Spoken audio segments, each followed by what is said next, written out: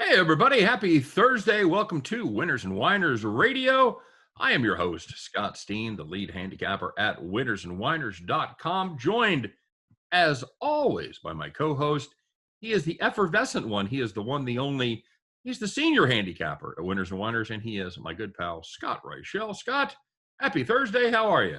Doing pretty well. I know that we have one less sport to talk about moving forward because one of them unfortunately ended for the season. But either way, doing pretty well. Had a pretty mediocre night in terms of betting. How about you?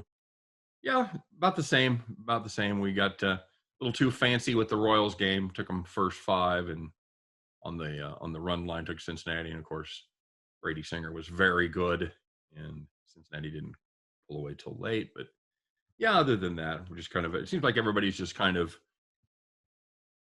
treading water, running in place, waiting for the NBA game 2 of the finals to come. It's just like these days in between. You're kind of like, it's baseball again. Of course, we had hockey today, and like you mentioned, that's over. So we do want to welcome everybody that is listening out there. Winners and Winers Radio. Give us an hour, and we'll give you the winners, because that's what we do around here. And of course, welcome to all the people watching us on YouTube, and they're getting an extra treat today, Scott, because it's Shiny Orange Shirt Day here on the radio show. So check out all you listeners. If you don't watch us on our YouTube channel, you should check it out at least for today. See my shiny orange traffic cone shirt. So Scott, we're going to take up a collection, set up a Patreon account, see if we can get you a microphone stand. I don't know if we need that. I think that it's just a matter of me having to order it. But as far as I know, the audio seems to be coming out okay this time around. It's fine. You just look like Perry Como with the microphone. That's a singer, by the way. He's very old. So, Scott, we've got a lot to talk about today. Even though we're down one sport, we're not going to let it deter. That means more time for baseball, my friend. People are thrilled all around the country. More time for baseball. But before we do that, let's start our show, as we always do, by reminding people the reason that we're here. Our title sponsor, that is winnersandwiners.com. Winnersandwiners.com, quite simply, is the #1 site in the world for predictive sports analysis. Each day, people from over 150 countries stop by to check out the latest information on all the stuff that they need to know to make their play there at the last minute, be it weather information, injury reports, line movements, whatever it is. All of those things you should be checking to make yourself a successful handicapper. We got it covered for you over there at winnersandwiners.com. Full previews and predictions into every game, every single day. And it is always 100% free. So make sure you check out winnersandwiners.com. All right. So, of course, you guys want to stick around. We are red hot. Want to stick around a little bit later in the show. We're going to be bringing you our Bet the Farm play. And, Scott, we're on quite a roll. I believe we won 4 of the last 5, 2 straight here this week. So we're ready to knock another one out of the park. Stay tuned for that. But before we get rolling, we got to talk about the good news and the bad news, Scott. The winners and the whiners, if you will. We'll start off with the bad news, Bears. We'll start off with the people that thought they had a winner. Everything was going well until it didn't go well. And then all of a sudden you're faced with the prospect of having spent all that time watching the game for no reason whatsoever, because now you've got a loser. The only thing you can do is call the cops. All right, Scott, let's start off. How about we head to the how about the Major League? Shall we go with that? Yeah, let's do it. All right. How about the Brewers and the Mets in Game 1? Brewers plus 155 going up against, what's that guy's name against? Guy's pretty good for the Mets. Jacob DeGrom? That's it. DeGrom. He's pretty good. I heard good things. I like the cut of his jib. I'm sure a lot of fans are going to love seeing him at the All-Star. Oh, never mind, but I'll let you segue into that one. Don't get me started. So today, pretty good pitching matchup. Corbin Burns going against Jacob DeGrom. Of course, you're catching plus money on the Brewers, plus 155, because DeGrom, he's the best thing since sliced bread. And lo and behold, the Brewers, well, Scott, they had a lead. They're up 1-0, or they were up by 1 going into the 7th, which of course is the last inning because it was a doubleheader. Josh Hader, Mr. Automatic, the lefty, comes in. Scott, this game is over, right? You're just counting your money, picking out your stuff on Amazon. Holy mackerel. Josh Hader Scotty blew the save. Blew the save. 8th inning comes. Brewers score 1. Here we go. They got the lead back. They don't have Josh Hader to save it, but that's okay. No, it's not okay because the Mets come up, Scott. That powerful Mets offense, 2 runs in the bottom of the 8th. They walk it off. Mets win 4-3. If you had the Brewers plus 155, you had such high hopes until you didn't, and then you had a loser. Time for you to call the cops. So, second one's going to be on the pitch. We're going to be looking at Denmark and England in the semifinals of the Euro Championships. And if you had the over 2.5, you were in very good shape early. You had 2 goals in the first 45 minutes. Halftime, you figure one team will break through, and they did not. Now, England did score in extra time, that 30-minute period after regulation. But once again, if you need a quick reminder, the over is not included in those extra 30 minutes. So you saw the penalty kick and what happened after that, and it meant absolutely nothing to you because it was already graded as a loser, and you got to see a goal about 10 minutes later. So that is definitely a double whammy because you were waiting for them to do that for 45 minutes, and then they did it as soon as you lost your bet. It was so frustrating. They played that entire second half basically with England on offense, just looking like they should be able to go down there and score at will. It looked like they were playing 11 on 10 for the entire second half, and yet they could get really nothing going. You didn't really have any great scoring chances, even, Scott, as much as they were dominating that game. So No, Denmark scored 1 goal, then England ended up tying it, and Denmark decided, you know what, let's park the bus. And they did for about 50-something minutes. Well, Scott, technically Denmark scored 2 goals. Technically, they did. That is true. They don't get bonus points for putting in their own net, one of them just happened to be for England. So, well, congratulations to England. I know it's been a long time since you guys have won really anything. It's been since 1966 since they appeared in the finals at a major tournament. So, of course, you kind of got to stretch the definition a little bit. I mean, I know this is kind of a big deal, but it's not the Champions League. It's not the World Cup.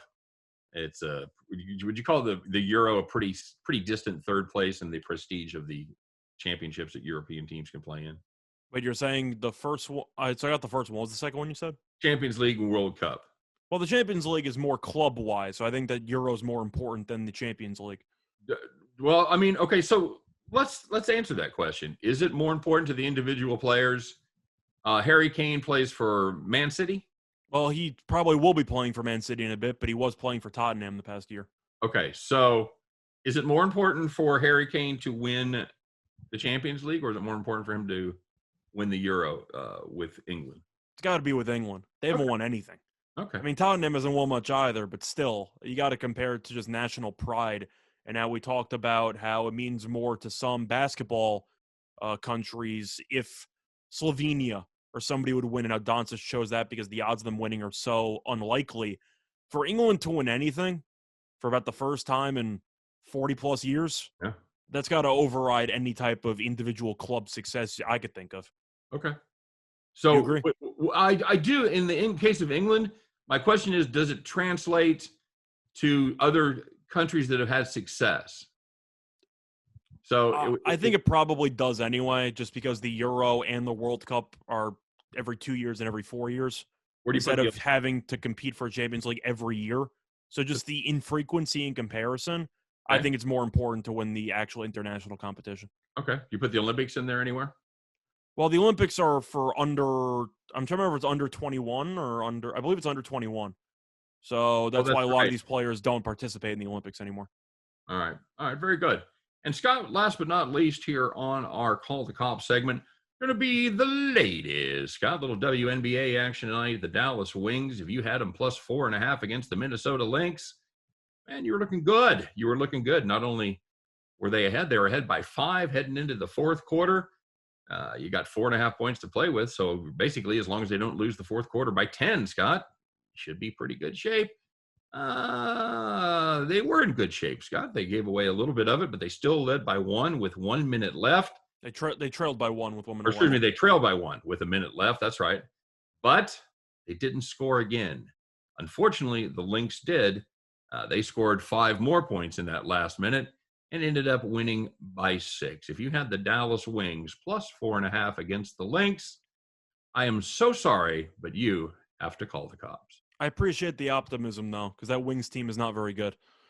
They're not. No, not a great team at all there on the court.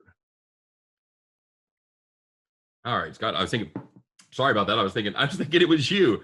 Like, well, I'm gonna take a quick drink here while Scott talks. And then, no, you're waiting for me, and rightly you should be, because it's the second part of the news, Scott. We've heard the whiners. Now let's hear from the winners. These are the people that had the nice, easy wins, the ones that were able to count their chickens before they hatched, and those chickens just hatched anyway. It was a beautiful thing. You had it from beginning to end. Never a doubt. No bout a doubt it, Scott. You were sitting in the rocking chair. So, first one is actually a combo deal. We had a doubleheader besides the Mets, which ended up involving the Rays and the Indians. And if you had the Rays in game 1 or the Rays in game 2, or hell, even you parlayed the two of them, you had a pretty good day, because the Rays beat the Indians by a combined score of 12-1. To make matters worse, we're going to have a bit of a discussion because we kind of talked about it a couple months ago with Bumgarner, whether or not the 7-inning no-hitter should count or not.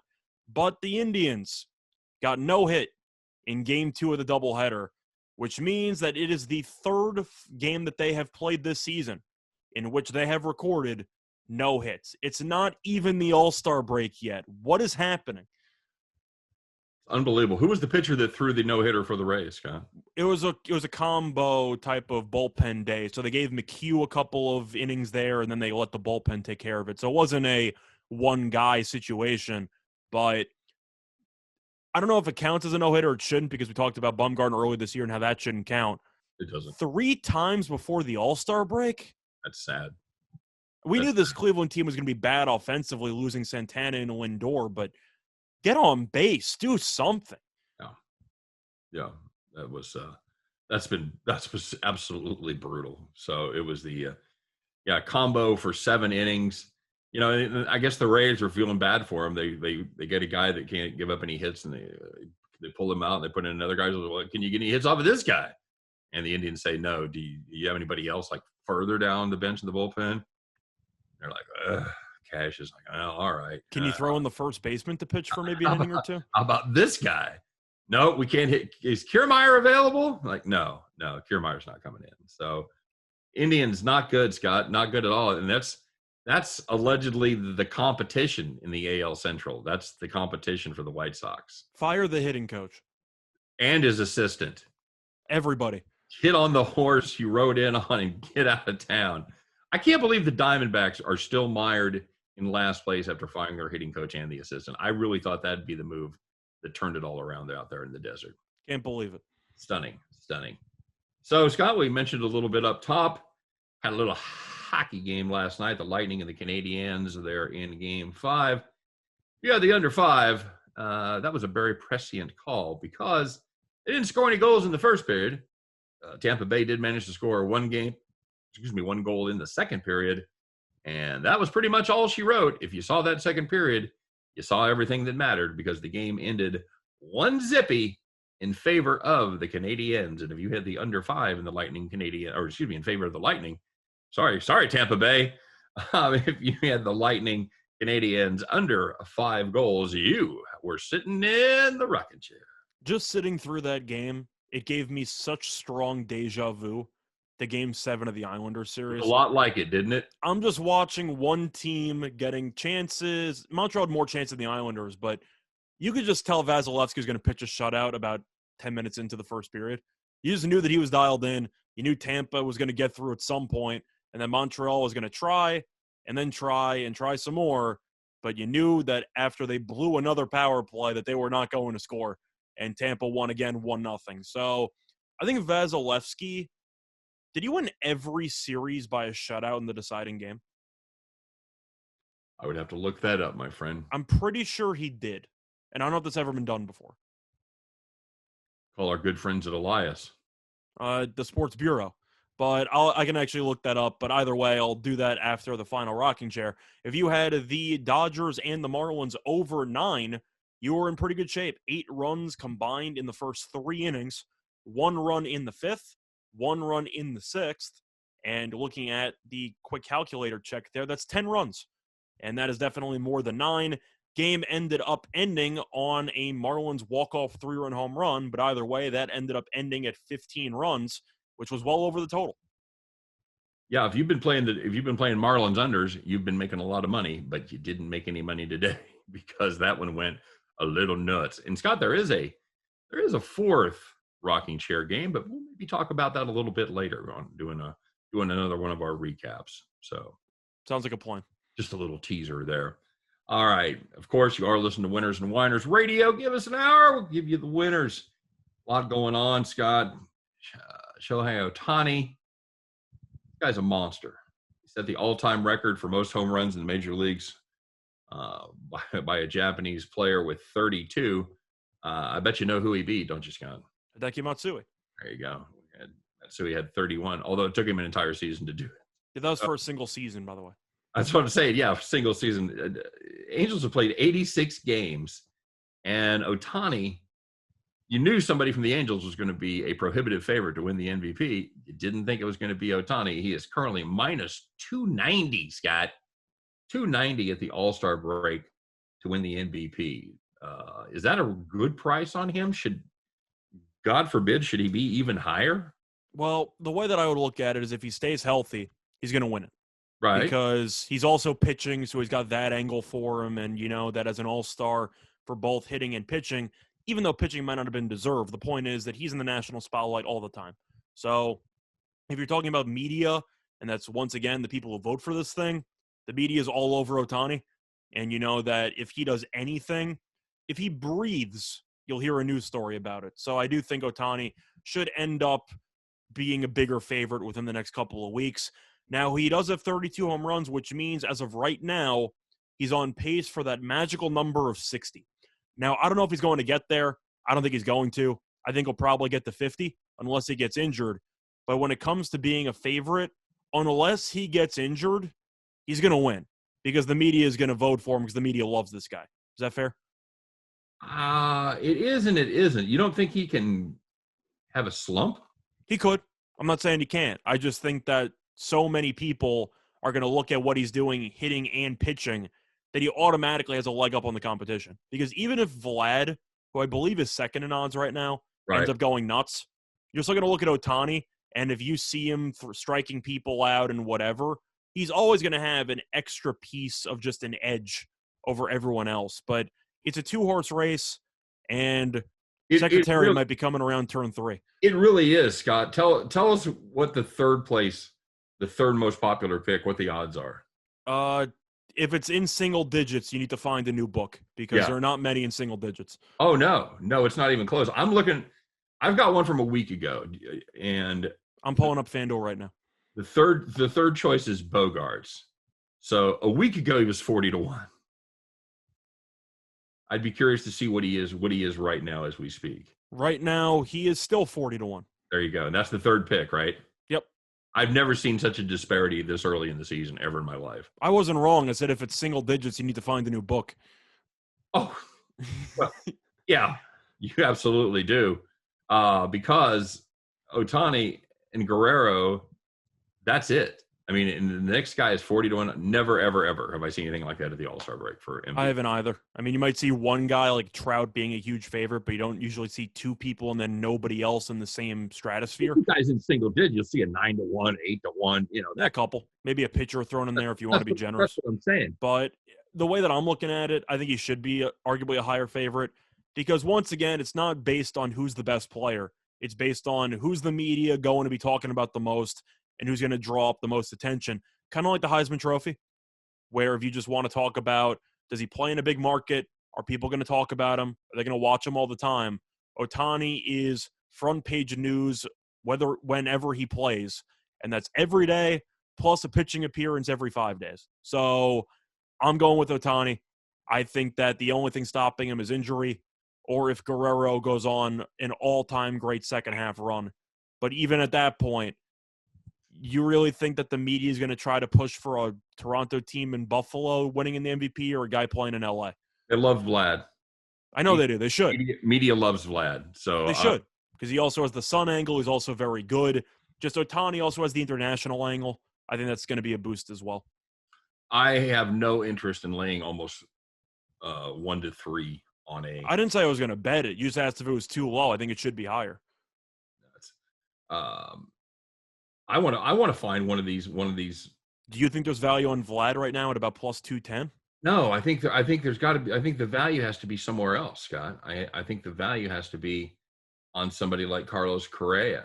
So in other words, we agree. We agree that Ohtani should arguably be a bigger favorite, but we don't want to lay it with him. I don't agree that he should. No, I don't agree at the halfway point that somebody should be a 290 favorite. No. Now, my question for you is, let's just say it wasn't Ohtani. Let's say it was Trout. Are you still feeling that way about somebody not being minus 290? Yeah, mainly because of the injury factor, Scott. You really have to overcome really 3 hurdles. Number one, you have to keep some semblance of the same skill level that you've had in the first half. You have to stay healthy, and you have to count on somebody else not to catch fire. I think with 76 games left, there are too many variables, especially when you're going out there and pitching every 5th day. You've got another chance for injury. You've got another chance for injury that could actually inhibit you hitting the baseball. So, no, I wouldn't give you minus 300 that he stays healthy. That's fair, especially if you want to talk about the odds of him getting injured or increased because he's also pitching. That's what I'm saying. Right. So I think make the same argument with Vlad, though, because Vlad's had injury issues in the past as well. So it's not like either of these guys have been picture perfect or have showcased picture perfect durability over their young careers. But I see where you're coming from. I don't think Correa's got a shot. I know that he's been good and all. Well, nobody's gonna vote for Houston. It's why he's 66 to 1. No, I'm just saying. No, just in general, nobody's voting for Houston. You know, the media, nobody's gonna vote for Houston. Judge would also have my attention if the Yankees get hot. Speaking of guys, you don't know if they can stay healthy or not. Aaron Judge. I know. Yeah, I know. I'm just, Scott, again, we're rooting around here. We're not going to come up with anybody that's a favorite at 66 to 1. There's really nobody, but if you had to look for anybody who maybe would be worth a sniff, I'd probably look at a starting pitcher of some kind. If he puts the team on their back and carries them to a playoff spot, maybe you have a shot there. But once again, you don't really have many elite starting pitchers in the AL. Cole is still minus 105 to win the Cy Young. I don't know who's been watching him pitch because he's clearly not the Cy Young right now. Cole is the best, or is the only pitcher that's listed on. I'm trying to see of how many. It's a ton. There's about like 50 guys, and he's the only pitcher listed. He shouldn't even win the Cy Young right now. He's been terrible for the last month. He has been terrible. He's plus 1. He's 150. Yeah, but either way. Yeah, there's really not many great options, but I'm just throwing it out there. Okay. I would look for, if you want to know a formula to look for a player that has the potential to get hot on a team that has the potential to get hot and win the division. That's why I think Bogarts makes sense if you want to throw a sprinkle on anyone because Boston right now is in first place. Yep, that's fine. That's fine too. It's going to be, in other words, this Ramirez from Cleveland is there. He's out. Buxton's out. Yeah, that's really about it as far as bad teams go. It's not pretty. No, Sal Perez, Cedric Mullins. Cedric Mullins is having one of the best seasons that nobody's ever heard of out there in Baltimore. So Michael Brantley, same thing. So, all right, there you go. That was kind of went down the rabbit hole there. But so yeah, I'll say this, Scott. If anybody did deserve to be minus 290 at the All-Star break, it would be Ohtani and what he's done so far. I agree. I just think there are too many variables to lay that kind of money at this point. So. Yeah, I think we're on the same page. I just think that based on how few options are when it comes to finding alternatives, I think you make an argument he should be like 350, and I wouldn't really complain about it. Very good. Well, Scott, if it's another week, it's another story about an old tennis player who's probably done. In this case, Roger Federer, Scott, 39 years old, lost in straight sets to Hurkacz yesterday at the Wimbledon quarterfinals. He's battled leg injuries for the last year, although he didn't have any kind of noticeable injury like Serena had in her last game. This was a beatdown, Scott, an absolute beatdown. Is this a situation where the writing is on the wall? Can he play on another surface that's not as fast as grass? Is his game done? Can he hang on to do a tour and finish 10th or 12th at these tournaments? for another year? I mean, where is his career right now? Well, that's the thing, is that in addition to the leg injuries, he also withdrew early from the French Open just to prepare for Wimbledon. Now, Right. Wimbledon, of course, has been his best tournament, his best Grand Slam event for his entire career, which is why it's very, very startling for Federer fans to see him lose on his best surface 6-0 in the final set. That is not good for Federer, who's been known to be such a great server on grass his entire career. Now, the main issues that I have with him are about the legs, his movement shot.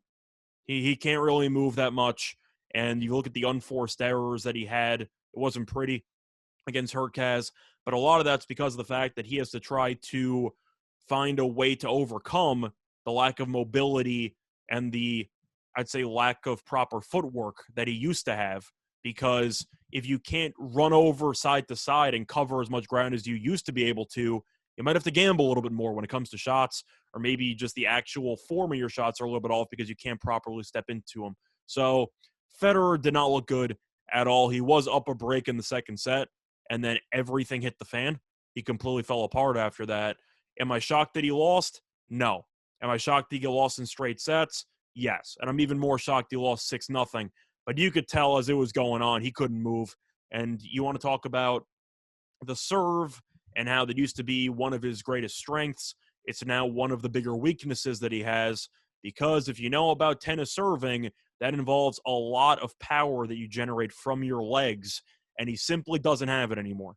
So do I think Federer is going to coast on serving most of his first serves at around minus 110 to not minus 110, 110 miles an hour to 115 tops? No. I think he's basically done. I think he might make maybe around a 16 or maybe something like that in the future. But in reality, he could really hang it up and I wouldn't complain. He might stick around, maybe do one final tour around just to, say goodbye to all the fans and everything like that. But the farewell tour is kind of what I see, because he's got no shot to win another Grand Slam event. And if you're Federer and you're currently tied for the most all time, if you're not going to be winning Grand Slams, then what's really the point at this stage in your career? Yeah, you really don't have anything left to prove. You want to just say goodbye to the fans and leave in the round of 32? Like, I don't really know what the point is besides trying to just be a tennis ambassador and thank all the fans for all of these different venues for them showing up. But for the most part, it's kind of a wrap. And if he gets another setback or another injury in the U.S. Open or something leading up to the hard court schedule, I think he might just call it quits. Okay. We So on the same page? what's your official drop dead date for Federer? Does he play the next season? Does he play the 2022 Grand Slam events? I think he'll play the U.S. Open. I think that he'll probably lose somewhere around where I said, round of 32, round of 16, something like that, mostly because of the lack of mobility and the fact that his serve is nowhere near as intimidating as it once was. I think that he'll consider coming out for Australia, but at 39, with bad mobility and a serve that's not that great at this stage in his career, do you really want to play in 115-degree weather? Well, I don't want to play at 115 degree weather with my serve the way it is right now, and the mobility that I have. So no, I'm out. The way that I see it is that Federer might try to play Australia, maybe won't. I think he's skipping the French Open. I don't think he's going to show up for the French because he's been skipping it for the last couple of years, and then he showed up this year and he quit early. So I think he'll do Wimbledon next year, and that's the final Grand Slam we'll do. I think he'll go out of Wimbledon. See you later.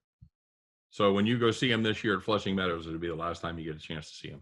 Sounds about right. Yeah, that's what I think. All right, very good. Do you agree? Yeah, I think that probably sounds right. I wouldn't be surprised if he made an effort and played all four next year. I think he might try, but I do think there's a chance he might just skip Australia and Clay altogether and just go out. Kind of like what Serena, I guess you can make an argument, was trying to do, which is that Serena's favorite Grand Slam event is Wimbledon. And I don't know if she's going to play again. She might. But the idea is if that's your favorite Grand Slam event, that's where you've had a lot of success, maybe that's where you want your final tournament to be. Okay, good enough. We will see what happens there, so stay tuned. What do are you more excited about, Scott? The All-Star game or the Home Run Derby? Home Run Derby. Easy. Home Run Derby? I couldn't care less about the All-Star game. Really? And why is that? Because it doesn't mean anything. But, you and I talked about this a little bit before the show. For the vast majority of the time the All-Star game has existed, it didn't mean anything. Yeah, and I never watch any All-Star games. Bud Selig made up the whole home field advantage because he got roasted because he let the game end in a tie one year. The truth is, as much as that rule would have helped people try harder, I still didn't really watch the All-Star game during those years. I did a little bit, but there's really no solution because every player and every fan are more concerned about their individual team and just actually trying to win a World Series. That having an exhibition game involving the best players in the league each play for about 2 or 3 innings apiece, who cares? Well, let me ask you this. It's a showcase for the best players in the league. Who's the best player in baseball right now, Scott? I think it's Mike Trout, but he's not playing. Okay. That's a cop-out answer, but it's got to be Trout. It is. Well, it's not, but You want to go with Ohtani? Yeah, no. I want to go with the player that's having the most dominant season of anyone. If you say Salvador Perez, I'm going to fly over and slap you. No, it's Jacob deGrom, Scott. Oh, that guy, of course. I know you're a Yankees fan, so you don't really acknowledge it. I was segueing because I know you're going to rant into it. I was thinking of people that were actually going to be there. No, this is my point. The guy that's arguably, okay, we'll say arguably having the best season right now. You can make an argument about Ohtani. He's excited. But the guy that's dominating the sport is in a way that hasn't been seen since Bob Gibson. Bob Gibson, the pitcher, not big Bob Gibson of Alabama barbecue fame, by the way. White sauce on barbecue, Scott. Can you abide by that with mayonnaise? I've seen more dangerous things. You ever had white sauce on barbecue? I have. I wouldn't fully recommend it, No. but I respect some people's creativity. It's hot mayonnaise. Stop it. Just stop it. That does not sound too good. I digress. So he's not going to be there. Scott said he wanted to spend a little more time with his family. How selfish. Wants to spend time with his family. Well, okay, but we're going to disagree on this point. So we are going to disagree on this point because you've got 5 months to spend with your family. You don't have to work at all from October, basically, at best case scenario, from November 1st until roughly March 1st. End of February is when they report. So you're going to have plenty of family time. The rest of us that work 40, 50, 60 hours a week, Scott, we don't get a ton of family time either. We don't take time off. I barely see my kids. I see my kids way too much. They're usually at my place looking at, what are you doing for dinner tonight, Dad? You want to go out to dinner? Let's go have some dinner. If any of you didn't get that joke, by the way, I don't have any kids. That was the joke. He's got no kids. No. Yeah. And no prospects of having kids anytime soon. I don't like to brag, but I have no prospects either. So, yeah, I think these players owe something to the game. I think they owe something to the fans. Yeah, I maybe it's an old guy take, Scott. I'll be willing to admit that. But these guys, the fans pay their salaries. At the end of the day, the fans are the ones that watch them on TV so they can have those contracts. They buy their jerseys. They come out to the games. They buy beers while they're there. They pay for parking. All those things that gives Jacob deGrom the ability to live the lifestyle that he has is because of the fans. And I think to say, no, I'm not even going to show up is an absolute direct slap in the face to the fans. I think you can make an argument showing up, I'll agree with, if he just decided not to play but to show his face anyway. I can somewhat get behind that. There's plenty of pitchers where the rotation doesn't work out, where they pitched on Sunday or whatever. And Jacob, so would you be okay with that if he would just show up but just wouldn't play in the actual game? Yes. Okay. Yeah, so I wasn't sure if you'd be okay with that or not. I just thought you want him to actually pitch. No, go up, go out, show up, tip your cap when you're introduced, and acknowledge the fact that you appreciate the fact you're voted as an all-star. You appreciate what you're doing for a living, and you realize how lucky you are, and you're given just a little something back. Now, the truth is that even though we disagree on it because of the fact that I think deGrom, if he has some time off, can do whatever he wants with it. I know that Ovechkin, I believe, had some hard times when he skipped the All-Star game in hockey a couple of years ago because he wanted to go back to Russia and hang out with his family. You've had Pro Bowl players in the NFL who decide the Pro Bowl's stupid, we don't want to go, and I can understand that move too. So it's mostly just based on consistency. It's happened in other sports, so I'm not going to criticize deGrom alone. Having said that, MLB has been complaining about the ratings for the last couple of years. I do think it would look better if arguably the face of your league, pitching-wise, would show up. Maybe get the start. You think they might have a little better ratings if DeGrom got the start? I think they'd have a better ratings for the first 10 minutes before he got pulled after the first inning, but yes, I think that would help. But I can understand that point of just having him show up and be there. Yes. Do you think Manfred should call him? Should what? Just call him and tell him, like, listen, you don't have to pitch, but you kind of have to show up. Do you think DeGrom just laughs at him? I don't know. I mean, nobody in the league actually respects Manfred as a commissioner, but I am curious if you think the commissioner should say something, because even though I disagree that I think he should be able to do whatever he wants, I understand your point. And the fact is that it's a bad look if one of the best players in your league doesn't even step a foot into Colorado. Yeah. That's not really a great appearance. I can understand where you're coming from there. Okay. All right, very good. I don't usually change your mind, or at least get you to open up a little bit. But because I thought that you just meant you want him to actually participate. So once you said just show up, then we kind of met in the middle there. So I'm okay with that. All right, fair enough. I think Manfred ought to call him out in public. That's fair. Tweet at him, like just some kind of snarky, passive-aggressive thing that he seems to be really good at. I'll tell you what, though, in DeGrom's defense, the Mets are actually decent for once. They are. They absolutely are. No question about it. So we're talking about this. All led into the. Sorry, I got off on a side rant there, but so I think you and I agree. We probably both like the home run derby better. I think the home run derby does.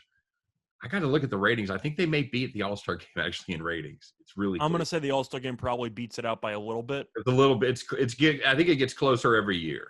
It probably does, but at the end of the day, it depends on how good the lineup is for the home run derby. Yeah, and that kind of brings me to the point, Scott, because this year, not terrific.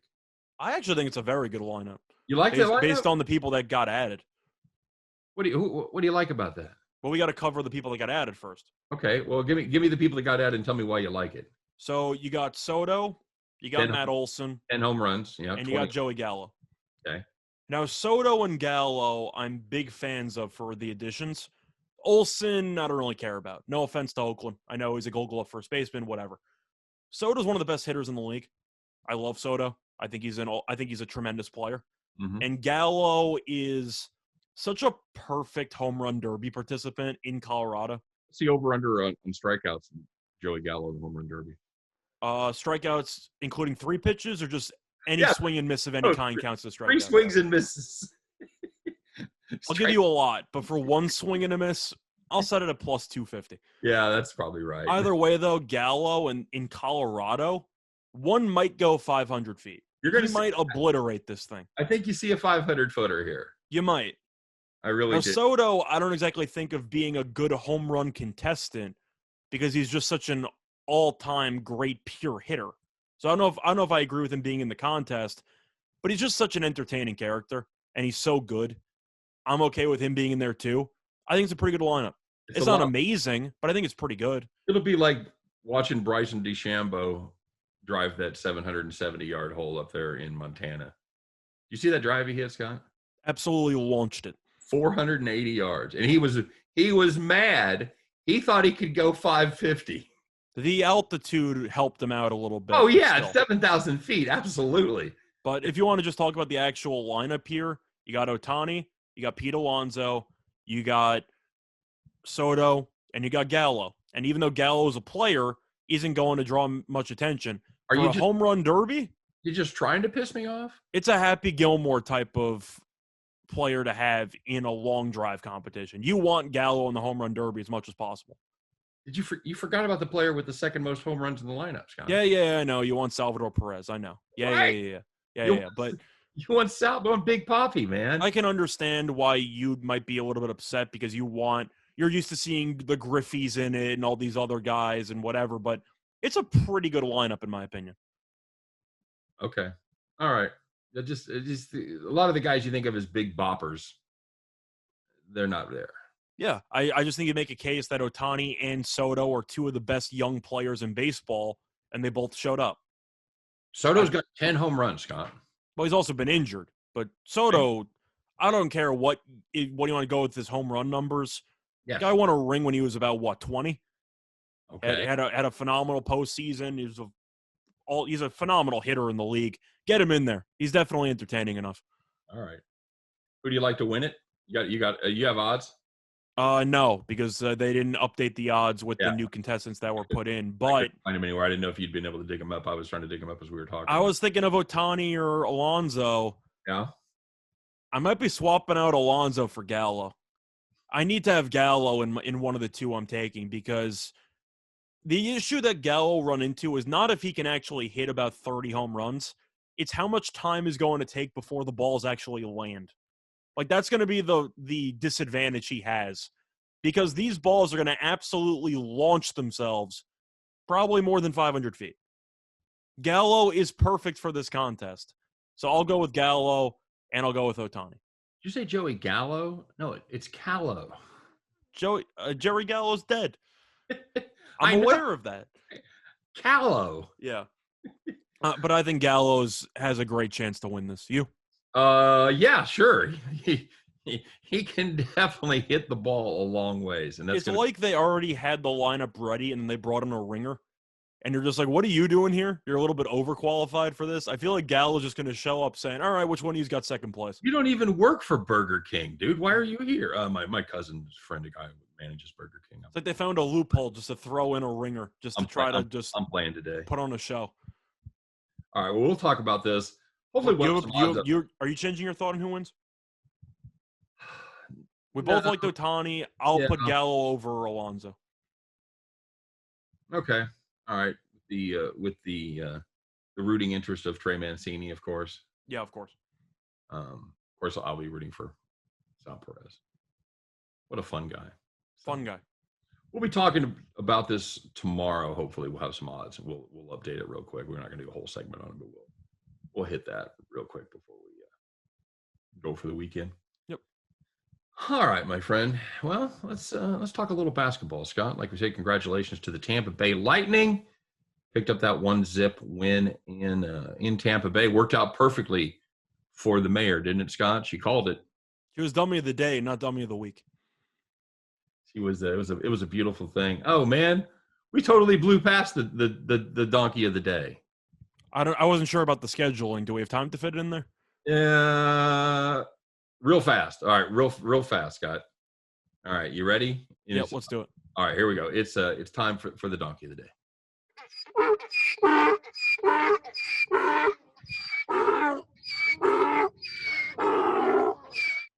I'll chuckle every time. I never let him finish. Yep. All right, Scott. Real quick, donkey of the day is going to be the person. We don't even know who it is. It's an unknown person. It's whoever came up with the rules in soccer that a penalty kick is live when it gets stopped. If you saw the England-Denmark game, Harry Kane takes the penalty shot. Questionable call there, but that's another story for another day. Takes the penalty kick. He goes right. Goalie goes to his left. He stops it, but he is not able to corral it. It bounces off his chest. Harry Kane charges in, kicks it in the goal, Scott. Still live. What? It's the goal. It's like the goalie gets punished for doing the one job he had in the situation. Right. Yeah, because he doesn't have a big enough disadvantage anyway. It's like, in addition to saving it, you also have to control the rebound. Like, excuse me? Yeah. But and I guess everybody stands at the line and just runs as soon as the guy kicks it. Imagine hockey had a penalty shot in the third period of a Stanley Cup game. Right. And then he saves the penalty shot, and then the shooter just keeps trying to jab at the puck and he gets it in. Makes absolutely no sense to me. But it's whoever came up with the rule, yes. Whoever is in charge of enforcing the rule, it's stupid. If the goalie saves the shot, it should be over. It's a save. Goal kick. It's a save. Give him a goal kick. Yes, that's it. You got to kick. You're done. Sorry. All right, that's our donkey of the day right there. I don't know. You want to know? Why soccer isn't more popular in America? Well, because it's stupid things like that. That's why. Because ridiculous. Like, he stopped it. Why is he kicking it? He kicked it again. That can't count. Oh yeah, it counts. Yeah, it's soccer. Stupid soccer. All right, Scott. Congratulations to the Tampa Bay Lightning. Well done. Well deserved. Much better team. Congratulations on beating the Islanders in the real Stanley Cup Finals. Way to go. So, yeah. Dynasty in the making down there in Tampa Bay, Scott. Very, very good. Very good hockey team. Do we have a dynasty in the making in Phoenix?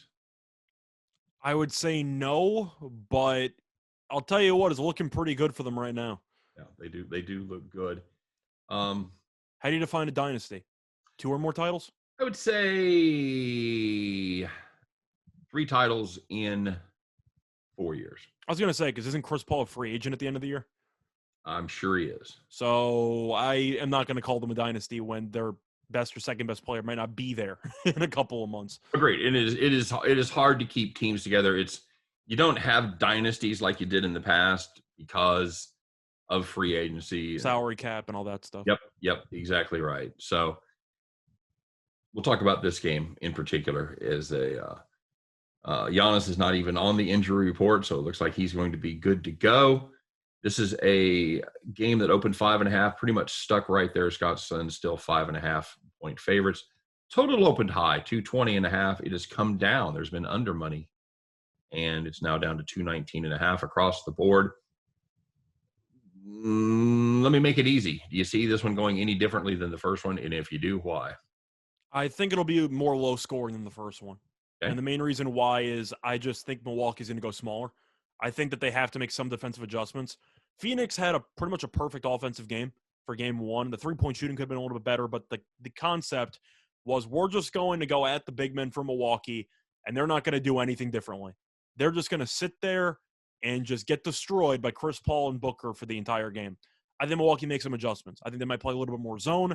I think they'll try to do whatever they can to maybe even put Giannis at the 5 to make some new defensive adjustments for Phoenix to deal with. So it's mostly just thinking Milwaukee's offense with Giannis being compromised isn't that great. And I think the defense will play better. So I think it'll be more low scoring. Having said that, I'm still taking Phoenix. I just think Phoenix is the much more complete team. And Giannis, we know he had 20 and 17. After the first half, did he really do anything? No, he sat out for a big chunk of the third quarter. You're going to talk about, he had 2017. He had a couple free throws there. Yeah, he had about 4 straight trips of free throws when the game was out of reach with 3 minutes to go. Yeah. Before that, he did absolutely nothing. And Drew Holiday, if you want to gamble on him playing well, I'm rooting for you because I'm not doing it. What do you think? I think you're wrong. I think it's going to be a high scoring game, and I tell you why. I think the referees are going to even out the free throw situation because Budenholzer called them out. I think that's part of it, but it's also got some traction in media other than Budenholzer's press conference because the main thing people are looking at, Scott, Chris Middleton took 26 shots, didn't get fouled once. That's not good. That's not a good look at all. That's not a good look at all. I think referees, I don't know there's an official mandate. I seriously doubt that there is, but I think there is certainly an understanding that if you have a situation where it's lopsided in one game, you kind of have to let's say you have to have those borderline calls go the other way. So my question for you is, do you think that since Milwaukee should get a better end of the refereeing, do you like them plus the points? Yeah. You do? Okay. Yeah. I think they're going to win? No, I don't think they're going to win. I think Phoenix is going to win. I think Milwaukee does just enough to keep it within, say, 3 to 4. Okay. Fair enough. Trying to thread the needle, buddy. I see that. Trying to thread the needle on this one. So I don't know that Milwaukee is going to have enough defensive answers. You want to put Giannis at the 5 and you want to take Lopez out of there so I won't get burned on the pick and roll, then they'll just stand behind the arc and beat you all night long. They should. Phoenix hasn't shot too well from 3 lately, but they shot 32% in the first one. I think they were 11 for 34 or something like that. If you're Milwaukee, you can't stop everything, so you might as well try to force the role guys to beat you instead of letting Chris Paul just walk into 30-something points. Well, and the other thing is Milwaukee's getting no second chance looks. No, not at all. With Ayton picking up 17 defensive rebounds. Well, that's the thing is that you're mentioning fouls. If Ayton gets into foul trouble, Phoenix is a serious problem. Now, Saric ended up tearing his ACL. He's out for the year. Yep, you're swapping him with Kaminsky. Does it really matter? No. You got to be a Kaminsky fan from your neck of the woods up there, buddy. The point I'm trying to say is that if Ayton ends up getting into foul trouble, Phoenix is going to get buried on the boards with the backup big men because it's not pretty when Ayton's off the floor. No. So if you're talking about foul trouble, they need Ayton to get into foul trouble specifically. Well, and he has done a fantastic job of staying out of foul trouble. Yeah, he's a great player. And part of that, Scott, I think is Giannis not having the explosiveness and going to the hole like he normally does. That's the problem I think they have because even if they go Giannis at the 5, Right. I think Ayton can guard him. Especially, I think he can certainly guard a compromised Giannis. Yes. Giannis does not have that explosive first step. I don't mean a healthy Giannis. I mean right now, I think Ayton can stay in front of him because they know Giannis can't shoot. You know what? And I think even under the best of circumstances, Ayton would have done a decent job. I think it would have maybe helped in the mid-20s. I agree. Kept him from putting up 34, 35. Do you think Ayton plays more? Or do you think they just they give Kaminsky all of the Sarge minutes? I think Ayton probably plays a little bit more. I'm not sure how many more minutes you can give him. That's what I'm trying to say. I am curious. 39 in the first game. I think that's got to be his ceiling. I got to assume as much too. Then again, if it's closer, maybe you'll play him a little bit more into the 40s. But we'll see. And if Milwaukee decides to go small, maybe you can counter with a small lineup, give Payne a little more time, and things like that. Just sort of go small. If Phoenix tries to match Milwaukee's small lineup, they're going to get buried. Because if Ayton comes off the floor, they have serious problems. Well, see, and that's where I don't agree with your assessment that if they go small, it's going to go under. I think if they go small, it's going to be a track meet. That's fair. Part of me is holding out on Budenholzer, still sticking with Lopez because he's Budenholzer. All right. Well, you could be right. With any other coach, I'm like, yeah, you're crazy. That's not going to happen because Lopez has no place on the floor in this game, in this series at all. So, all right. Well, we'll see what happens there. Stay tuned. What's your official play? Your official play is Phoenix to cover and the under. I'm going with Phoenix to cover and the under. I'll take the complete opposite of that. I will take Milwaukee to beat the number and the over. Which means we're probably going to push. That's probably exactly right. So, all right, Scott. Well, as is our want, we have hit it to baseball. We have about 5.5 minutes or so. But on the plus side, we have a lot of getaway games, Scott. We have a lot of games that are going to play before we air. So we can skip a whole bunch of them. Is that okay with you? Works for me. All right, there you go. So of the games that we have here, Scott, what do you like? Well, looking at whatever games are available, you have a matchup between, well, a team that has been playing well lately and a team that has been awful all year long. You got the Toronto against Baltimore with Manoah, you love him, on the mound against Aiken. And Aiken, I've said it many times on this show, he stinks. He's not any good. And Toronto has teed off against Baltimore in Camden or even in their home ballpark. Whenever they basically play, Toronto can score 9 in their sleep. I'll go with Toronto. I think they're going to bury this team. You? We kind of had a fun play there, Scott, and I liked it. It's a prop, and we decided not to give it out because we wanted to have something that people had access to, that everybody had an opportunity to bet. And this is kind of a specialized bet that's only available at certain books. And it's basically Toronto to score the first run of the game and to win the ball game. What was it, Scott? -120? -120 on DraftKings. See, that's a fantastic play. If you do have access to DraftKings or somebody else that has that play available, that double chance kind of thing, I'm a big fan. Number one, Toronto is the visiting team, so they're going to have first at bat, so they have a great chance to score first just because of circumstances. Number two, Aiken is terrible. I think we've covered that in depth. And Manoah, actually, Scott, is pretty good. He hasn't made a ton of starts, but he's been very good in the starts that he's made so far. So I think even if they don't score in the first, they have a good chance to break through against Aiken for the first one. And I'm with you. I think Toronto definitely wins this game. Yeah. You have anything you like? You know, I want to do something. I'm kind of like you. I want to play the Cleveland Indians against the Royals because the Royals are playing such bad baseball right now. But so is Cleveland. But Cleveland is arguably playing worse. I mean, do you just look at first 5 under and just hope that Plesac and Duffy can handle these two terrible offenses? I guess. I mean, Duffy's been good, but Plesac's been hurt, right? Yeah, for the most part. He's kind of battled injuries all year long. That's what I'm trying to see what his last start was the 23rd of May. Yeah. So this is going to be his first time out. But it's against Kansas City. It is against Kansas City, Scott. So they've I'm trying to see, the Royals have lost they lost 3 of 4. Was it like 13 of, what is it, 12 of 14 or something? Now they've won 3 times lately. So 12 of 15 probably right in that neck of the woods. But the Indians, not to be outdone, Scott, they have lost 9 straight. So, I don't know. I'll go with the under because I think both teams are just complete fades. I think it's you're going to flip a dirty, scuzzy, roughed up coin that you found in the parking lot in a puddle of mud. You're going to flip that coin and you're going to get plus money on the Royals. Give me my hometown Royals, buddy. Okay. I'm just going to go with the first 500. Two terrible teams, and I'm going to take the plus money. So yeah, first 500 is what you like there. Yeah. My God, you are an optimist, my friend. On the pitchers, I'm not an optimist. I'm a pessimist with the lineups. I've got another plus money play that I don't hate at all, and that's the situation with the surprise! It's another team from the Central. It's not playing. Oh no, that's okay. Nope, we're almost going to talk about that one, but see, I like that one so much, God, I wanted to talk about it again. Yeah, looking at everything else, I'm looking at Scherzer plus money against Darvish. Washington's been doing really well in the series against San Diego. Yep. And we know that Darvish has been pretty good. He hasn't exactly been nails, but he's been pretty good. You're talking about flipping coins. You flip a coin with Scherzer on the mound?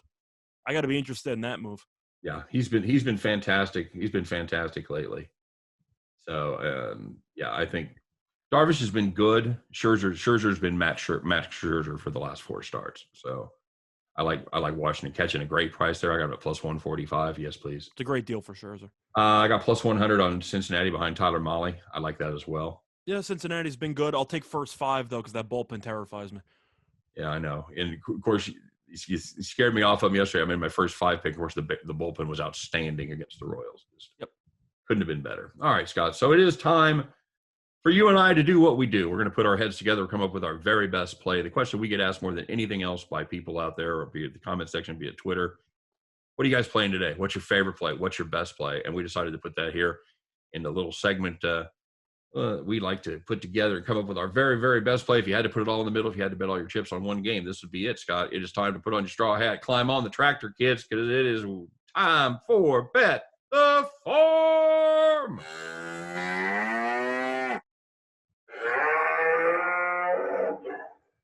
Scott, quick recap of yesterday. What did we have and how did we do? We had the Nationals Padres first 5 over 4.5, and the Nationals scored 10 runs before the 6th inning. Rockin' chair, baby. All righty, Scott. So let's fire it up. Look to keep our winning streak going here on Bet the Farm. We're going to take a look in the aforementioned American League Central as the Tigers and the Twins go at it, Scott. Ooh, this is going to be a good one. We like the total there of 9.5. In fact, we like it so much we think it's been set too low.